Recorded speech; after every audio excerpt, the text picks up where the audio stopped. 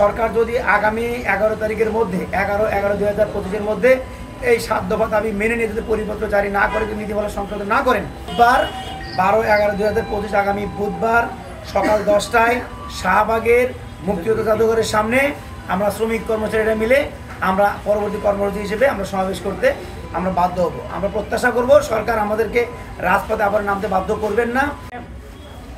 প্রিয় সাংবাদিক ভাইরা, আপনারা জানেন আমরা বাংলাদেশের সকল সরকারি, আধা সরকারি এবং স্বায়ত্তশাসিত প্রতিষ্ঠানে ঠিকাদারের মাধ্যমে নিয়োগপ্রাপ্ত আউটসোর্সিং কর্মচারী। আমরা আমাদের এই ঠিকাদারের মাধ্যমে নিয়োগপ্রাপ্ত হওয়ার কারণে বিভিন্ন রকম সমস্যার মধ্যে আমরা অতিবাহিত হই এবং আপনারা বিভিন্ন সময় আমাদেরকে নিউজ করেছেন।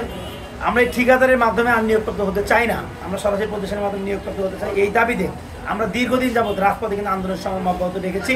সর্বশেষ আমাদের 11 অক্টোবর একটা প্রোগ্রাম ছিল আমাদের শাহবাগে। তারপরে 23 তারিখে মন্ত্রণালয় থেকে অর্থ মন্ত্রণালয়ের সাথে আমাদের একটা মিটিং হয়েছে, সেখানে শ্রম মন্ত্রণালয় ছিল।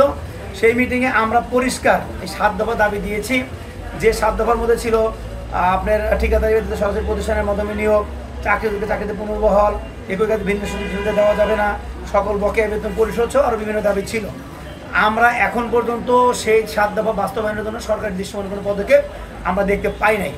আজকে আপনাদেরকে আমরা আমন্ত্রণ জানিয়েছি, আপনারা বিভিন্ন সময় আমাদের পক্ষে বা আমাদের দাবির পক্ষে যৌক্তিকতা উপস্থাপন করে আপনারা নিউজ করেছেন।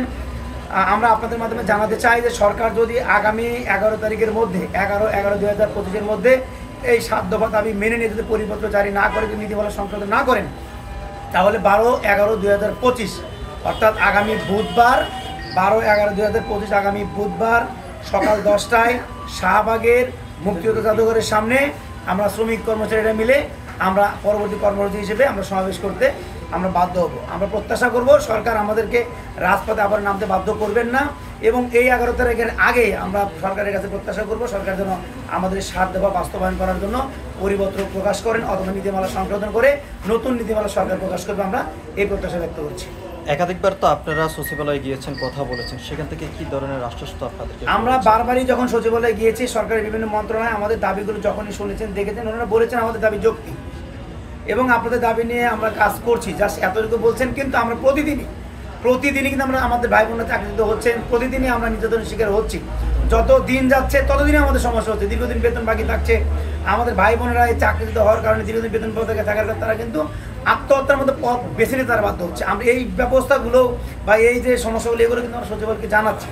সচিবালয় শুধু বলছে আপনাদের নিয়ে কাজ চলছে, আপনাদের জন্য কিন্তু মানে কোনো কিছু একটা হবে, কিন্তু এখন পর্যন্ত সরকার আমাদের দাবি নিয়ে দৃশ্যমান কোনো পদক্ষেপ নেয়নি এবং সর্বশেষ যে 7 দফা দাবি দিয়েছে সেগুলো এখন পর্যন্ত আজকে 8-9 দিন অতিবাহিত হয়েছে, এখন পর্যন্ত সেগুলো বাস্তবায়ন হয়নি। তাই আমরা আগামী 12/11/2025 তারিখ আমরা শাহবাগ চত্বরে আরেকটি নতুন কর্মসূচি ঘোষণা করতে বাধ্য হলাম এবং আমরা প্রত্যাশা করব এই 11 তারিখের আগেই সরকার আমাদের জন্য ভাববেন এবং এই 7 দফা দাবি সরকার মেনে নিয়ে নতুন নীতিমালা সরকার করবেন, আপনার জারি করবেন।